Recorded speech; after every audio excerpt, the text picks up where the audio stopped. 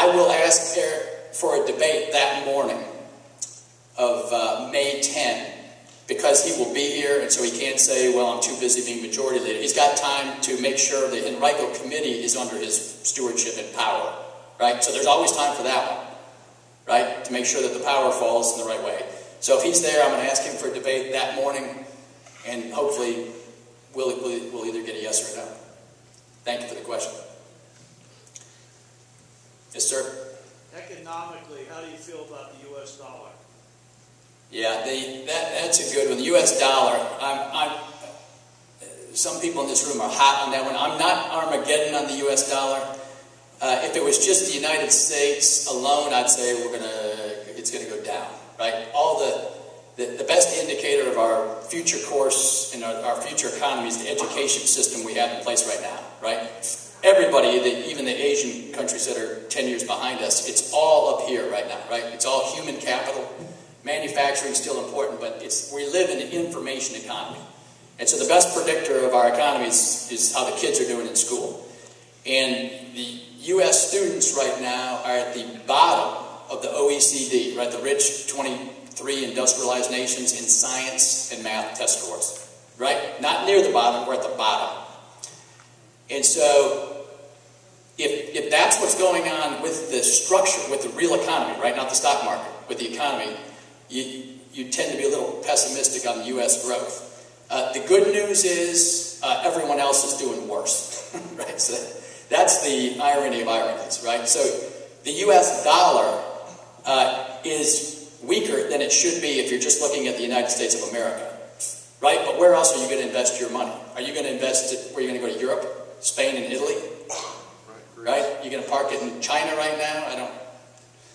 Brazil, Russia, right? Just go around the horn. So it's a very complex question. And so, I still believe we have good days ahead of us, right? I believe our good days are ahead of us because I believe in what's upstairs in divine providence, right? I don't have an exact read on what that is, but I believe in exactly what the preacher said. And if we put our faith there as a country, we will see a restoration take place. And I think you all are in this room for that reason as well. Yeah, good. Yeah, a couple people asked earlier how they can donate to your campaign. That's a great question. You can donate to our campaign in many ways. Last night we had a campaign meeting in our office, and the biggest thing, this is going to be a grassroots campaign, right? Eric Cantor can have unlimited money. He spent $7 million in the last one. And so I got $7 million of direct mail coming that's going to call me a dog or something like that in a few weeks, right? So I don't have $7 million to fight back that way, and I don't care. I got something better than that. I got you going door to door to human beings telling them Dave Brat's a good guy, right? So I need you to do that. I need everyone in this room to have 50 people separate from your neighbor, right? Y'all can't get the same 50 people in here, right? So if you all get 50 people and everybody across my district does it, I win easily, right? Just say, Dave, I think he's an honest guy. If he's not, we'll term limit him too and boot him out as soon as he lies the first time. And that's what you should do, right? First time I lied, boot me out. So door knocking, phone calling is huge. Financially, if you can do that, I need you to do that because I do need to have some minimum, right, ability to get out the word on our message because I do believe in the message. And we have a good word to spread. So financially, tonight you can go to my webpage and donate there electronically, or you can send the address there. You can make a check out to Friends of Dave Brat and write the check out to that and send it in to us or hand it to my staff over here. Good. These guys will be out in the hall. Believe me, we'll find you if you have a check. Raise your hand. Come get you. Good question. Yep. David, I just want to first thank you for entering the public arena. I have the greatest appreciation for quality people that step up and enter the marketplace of ideas. Thank you. The question, should the sun not shine on your campaign as we hope, and Eric wins the nomination, what would be your response and your role? Yeah, my response would be exactly what I told you tonight. I support those 6 principles, and so I don't support Eric Cantor genetically because he's Eric Cantor. I support him to the extent he follows those 6 principles. Right, so we're a nation under laws, and so if he supports those principles, I'll support him. If he doesn't support the principles, I don't support him, and that's it. Right? I believe believe what I believe. Yep. Yes, sir. How do you feel turning the control of the internet over to the United Nations will affect our economy? Do you support that or are you opposed to it? I don't support turning hardly anything over to the United Nations.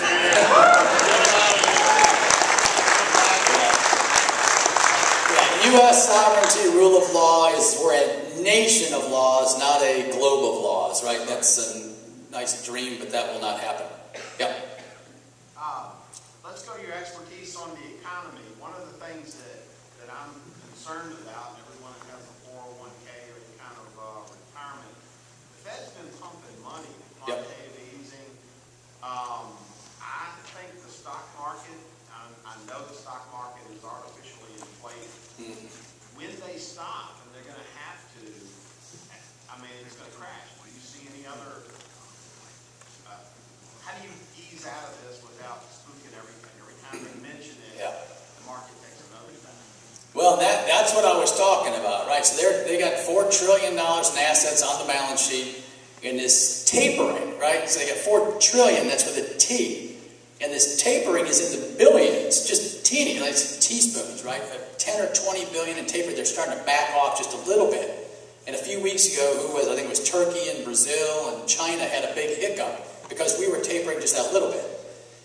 And so that's the problem when you don't rely on free markets, right? We have one distortion leads to another, leads to another. If we rip the Band-Aid off, it'll crash and burn immediately, right? So we're on an artificial sugar pill right now, right? The Fed is printing this money to support the economy. It is artificial. And so we're trying to get back to the real economy, right? By real, I just mean the real stuff you make, right? Bicycles and cars, and that's the real economy. And we're going to have to undergo some pain. And so the politicians, unfortunately, for about 40 years, right? Ed Missouri was the state controller, and he's disgusted by what our politicians have done to us because he understands it from a CPA level for 40 years. And then we had David Walker down. He was the U.S. comptroller. He came to Randolph-Macon a couple years ago. They're absolutely disgusted because of what you're saying is going to happen, right? So if we get it just right and the Fed walks it back just right, the good news is we'll live at a much lower standard of living, but we'll do it in some stable way. The bad news is that the economy crashes again. We get a bigger financial crisis than what we had in 2007, and we really see the bottom. And that's a scary one. That's the best I got on it. Yes, sir, way in the back. With Obamacare, would you pass a budget involving Obamacare? We know if Clinton wins this next presidential election, this might get progressive and keep going. Would you want to stand firm with the House, like the House attempted to do, but then they eventually worked out with the Democrats on reaching a compromise? Would you try to compromise, or would you try to stand firm, and what would you do? Right, very good question. No, I'd stand firm, right? The original architecture of the Constitution puts the elections of House of Representatives at 2 years each for a reason. It's the body that's closest to the people, right? And so what does that mean? We're closest to the people in the House, if I get there, and we have the power of the purse. Right? The Constitution also says the House has the power of the purse. So what have politicians done systematically over 30 or 40 years? Right? Roe v. Wade characterizes this logic too. They've punted. Any hard decision they punt. Because if you punt, then you can stay in office up there and have lobster every night. Right? So you don't do the hard votes. You let the judiciary do some of it. You let the executive branch and the president take over parts of running the government that is unconstitutional. And the House gets a free lunch. Right? And they have the power of the purse. They never should have gone along with that. They should have held their ground. And we should not have Obamacare in place right now. It's a disaster. Good question. Let me get into it. Yes, sir. Well, getting to the hard questions, in 2016, the Social Security Disability trust funds will be exhausted. And at that point, it's my understanding that benefits will be cut to equal the amounts coming in dedicated to Social Security Disability. What would your response be to an expected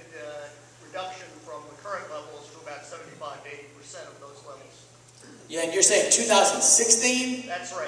Yeah, I haven't heard anything that abrupt, but if that's Well, my... it's Yeah. the disability piece is Okay. separate from the retirement. Gotcha, okay. And so, Yeah, well, they'll... that's fair. Yeah, I know what'll happen. There'll be right. Trust funds will be exhausted. Right. I'll give you my general answer. And my general answer is you have to do what's fair, right? And so you put together a graph or a chart and you go out to the American people, you go to the podium and you say, this is what you put in on average, this is what you get out on average. Currently, seniors are getting about $3 out of all of the programs for every dollar they put in. So in general, you got to go to the American people and just be honest with them and say, here's what fairness would look like, right? So maybe the next 10 years we have to grandfather some folks in, but basically we're going to move in a direct line toward fairness, and we have to live within our means. Well, that's what fairness in that sense is Yeah. defined as Yeah. what's coming, you get what's coming in and no more. Right, that's right. That's what I'm aiming at. That's the conundrum. Yeah, right. And that means a reduction in disability benefits, which will be a very ugly debate. Right, and I wouldn't want that to impact people without it being announced. But that's the downside of it. It's not my fault that we're there. Right? It's the current folks' fault that we're there. So my answer is I would never have let us get into that place in the first place. So that's, what would you do when the car's about ready to hit a brick wall? What would you do? I mean, hit the brakes or something, right? You're going to hit the brick Yeah, I wall. know. So it's Disability side right. very, very soon. Yeah, I know. Good question. Yep. Bless you for having the courage to speak the truth. When you are ready for some bodyguards, I know some good people. The question is, I've heard a number of people in the lobby saying, oh, I really like this guy. He makes a lot of sense. And they wonder what they can do to help the campaign. Well, good. Well, thank you very much. I mean, that's the biggest, my campaign guys can tell some of this better than I can. But there's all this new stuff, right? The Facebook likes for the young generation, people that know how to do that. I guess more people are doing the Facebook stuff now than doing the webpage stuff. Right? So go out to the campaign, get your friends to like the campaign. That helps us spread the word. Helps spread it to the young people. Then they'll see the campaign. But also just share my web link. Right? DaveBratForCongress.com. And as a joke, I mean, I always tell people go hit the red button a couple times, right? That's the donate button. So that's, tell your friends, go find the rich uncles you have in the family. We need them too. And that'd be a huge help. Thanks for the question. Very good. Yes, ma'am, and then, sir, we'll get to both of you guys. Yes, ma'am. Yep. I have 2 young children. Yep. One of the biggest issues in our life is education. Yep. Can you speak to your position on the current education system? Oh, boy. Yeah, that's a doozy. That's good. Right. Number one, the Department of Education is not in the Constitution of the United States.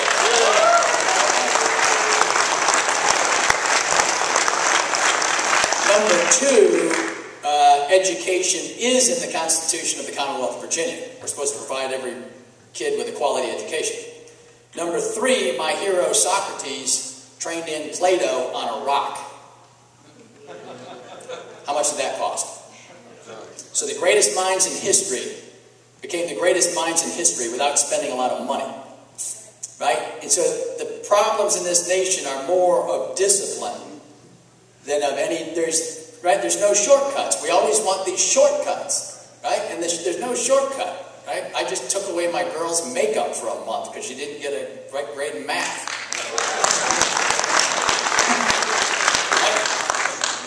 I told my college students that the other day, they were horrified.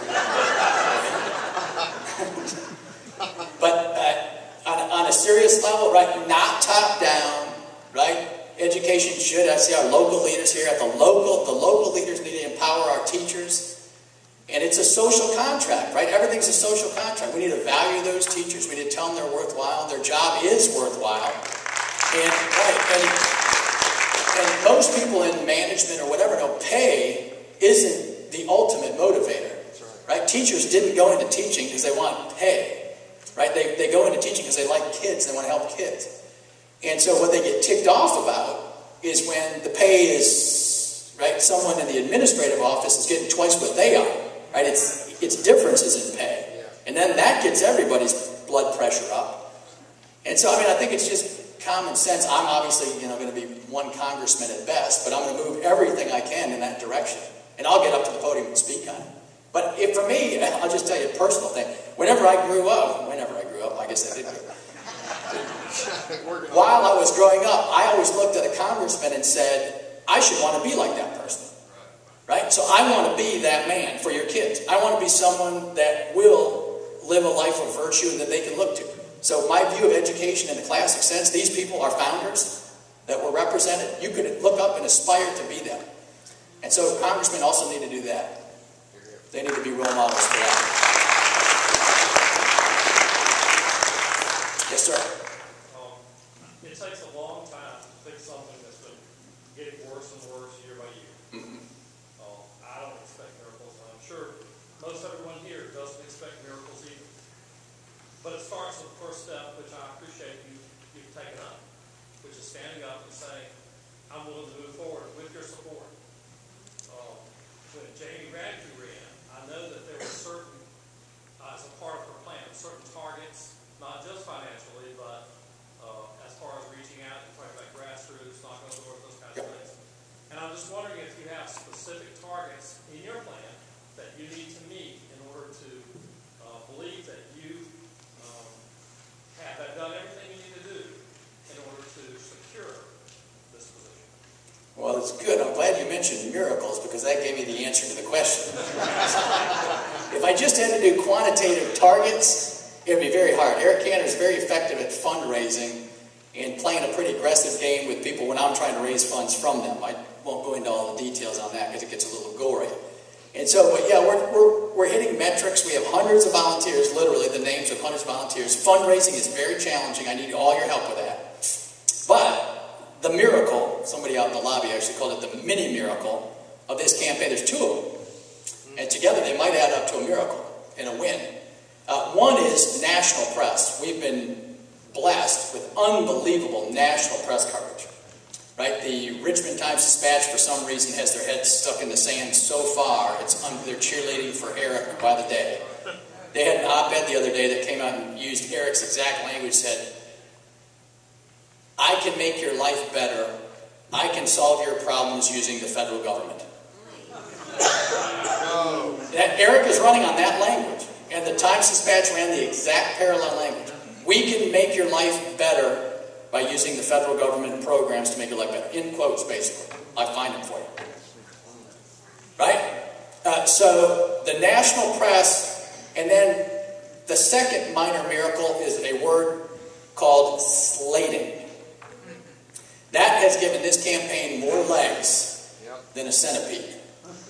And so you put those two together, slating, and this morning we had Brent Bozell, and who else? National leaders coming out saying they're divorcing themselves from Eric Cantor. He's not being conservative. He's not being truthful on these issues.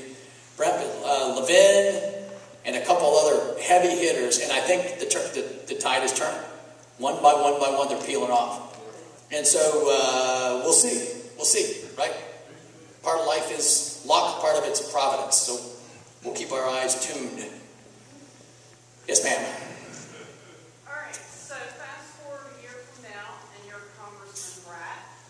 What's the first piece of legislation you put forward? Probably a term limits bill is number one. That's the first promise. I also promise and pledge I will put in a bill. I don't think Eric's ever put in a serious tax bill. I will put in a bill with either a fair tax logic or a flat tax logic.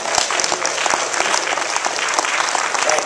And just so you know, I hate to pile on, but David Camp, just a few weeks ago, had a fairly serious Reagan-esque tax bill he put forward, and leadership, Cantor and Boehner, wouldn't support it. He had a Reagan-esque two-tier, flatter system, kind of like Reagan, 25%, 10%, get rid of a bunch of deductions, flatten it, widen it, produce 1% more GDP growth. And that's by CBO standards. Right? Another 1% of GDP growth. That's huge. And the leadership said no. And my honest take on that is because it's an election year. So we won't do the right policy for the nation to get another percent of GDP growth because it's an election year. Right? I will put that bill in, win or lose. Right? And I might be playing tennis and not your congressman 3 years from now. But I will put the bill in. Yep.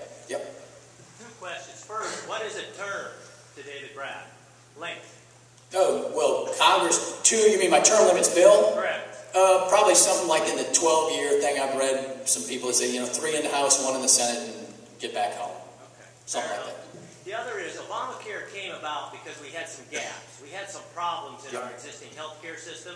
What do you propose as solutions to replace Obamacare? Well, the free market, for one, right? I would start with that logic. And this gets to a deep philosophical question. Depends how if you say there's gaps and you got to do what Obamacare is doing or whatever. Basically, back in about 1900, the progressives kicked in, and the founding rights were all negative rights, right? Life, liberty, pursuit of happiness in the Declaration. Those are all negative rights. No one has to give those to you, right? And at about 1900, we started flipping the logic, and now we have an infinite number of positive rights